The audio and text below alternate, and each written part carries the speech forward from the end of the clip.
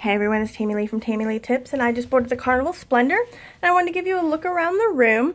As you can see, I had my beds put together. You can choose to have them separated into two twins for the cruise. We have a really nice couch and seating area. And I am on the 6th floor, room 6217. So the room has a balcony.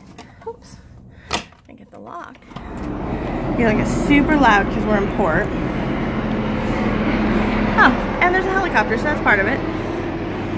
So we just boarded a little south of LAX, right here. And this port terminal just got redone, and it looks amazing.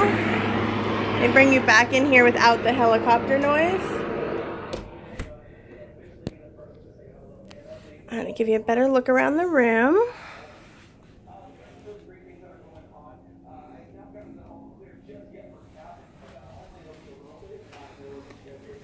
One of the things I really like about these ships is the amount of storage. You think it's going to be a cruise ship room, you don't know if you're going to have enough space.